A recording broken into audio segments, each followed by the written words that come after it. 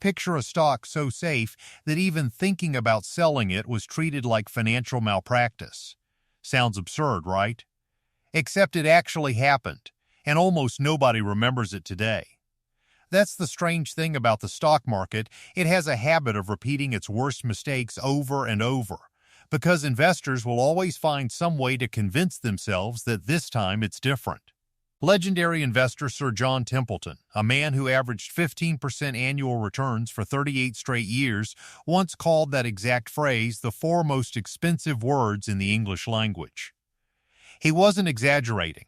Nothing drains a brokerage account faster than blind optimism dressed up as financial genius.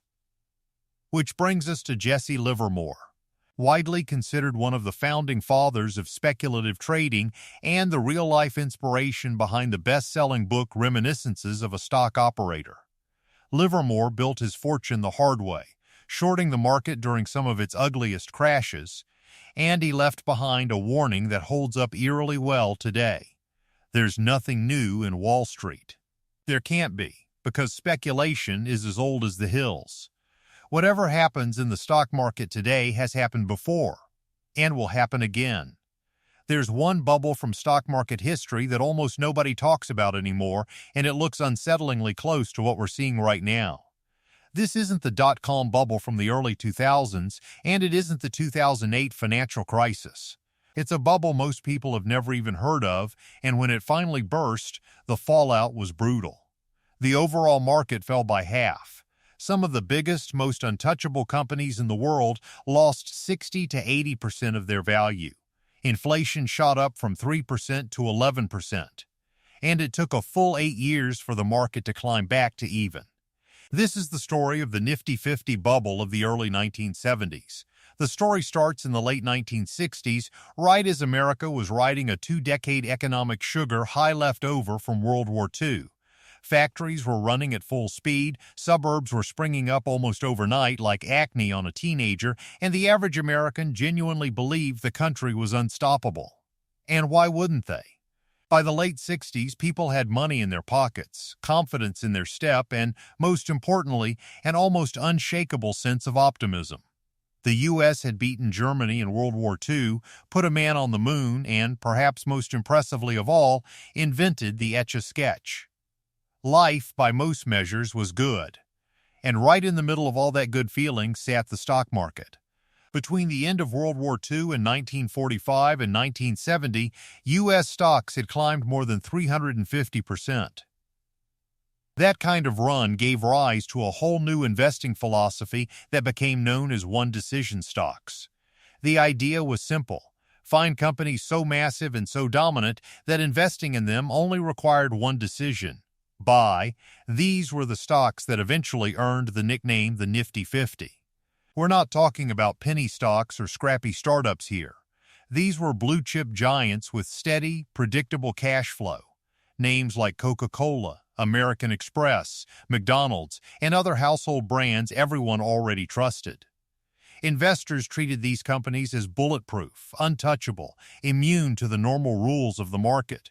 And the idea of ever selling one of them was basically treated as lunacy. But here's a hard truth about investing. Anytime something gets pitched to you as a guaranteed, no-downside sure thing, it's usually a financial grenade with the pin already pulled. And that's exactly what happened here. By the early 1970s, the Nifty 50 weren't just expensive. They were priced as if gravity simply didn't apply to Wall Street anymore. The average price-to-earnings ratio for the broader market at the time sat at a modest 15. Respectable, sensible, the kind of number you could bring home to your parents. But the never-sell obsession around the Nifty 50 pushed their valuations into fairy tale territory. Coca-Cola was going for 46 times earnings. Xerox, 49 times. McDonald's, a staggering 86 times. Polaroid, 90 times. And the list goes on. On average, Nifty 50 stocks were trading at a jaw-dropping 42 times earnings. It gets even more extreme when you zoom out. At their peak, just the top 5 Nifty 50 stocks made up roughly a quarter of the entire market, and the full group of 50 stocks accounted for something like 45% of the total U.S. stock market. Then 1973 hit, and everything started to unravel. The dominoes toppled one after another, and reality came crashing back in. Oil prices quadrupled almost overnight. Inflation rocketed past 11%. Unemployment doubled, jumping from 4.5% to 9%. And on top of all that, President Nixon effectively ended the gold standard for good. Together, these shocks sent the stock market tumbling 50% between 1973 and 1974, the worst bear market the country had seen since the Great Depression. Here's the thing about an economy falling apart. Overpriced stocks don't just dip a little, they get demolished. Coca-Cola shares dropped more than 60%, McDonald's fell over 70%, and Polaroid, worst of all, collapsed by more than 90%. Those so-called one-decision stocks basically wrote their own financial obituary. And here's the part that really stings. None of it bounced back quickly. There was no neat little V-shaped recovery, like the one we saw after the pandemic.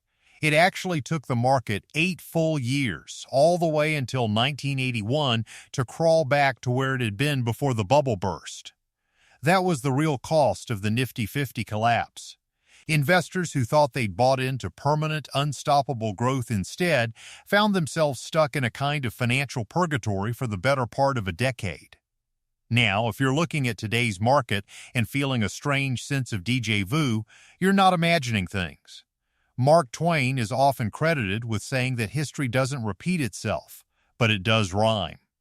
And while today's market isn't a carbon copy of 1972, it definitely rhymes with it. Back in 1972, remember, the Nifty 50 made up nearly 45% of the entire U.S. stock market, which meant every dollar poured into an index fund was essentially a bet that these companies would somehow grow into their absurd valuations.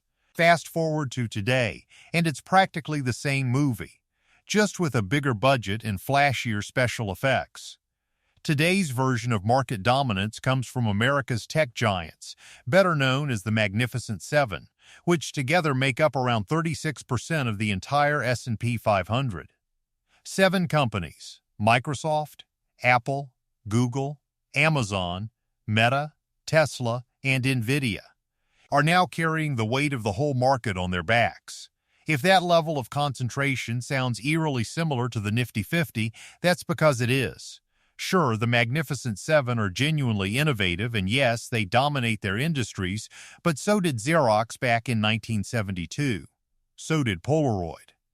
So did Avon Products. The Magnificent Seven have essentially become the modern-day version of those one-decision stocks, and investors are treating them exactly the same way, as if there's only one decision left to make, and it's buy. So what about the valuations on these modern-day giants? Surely they're priced reasonably, right? Not exactly. Turns out they're also priced as if the normal laws of gravity don't apply to them. Google and Meta are trading at 28 times earnings, Amazon sits at 35 times, Apple at 37 times, Microsoft at 38 times, Nvidia at 50 times, and Tesla somehow at 247 times earnings. Are these strong, well-run companies?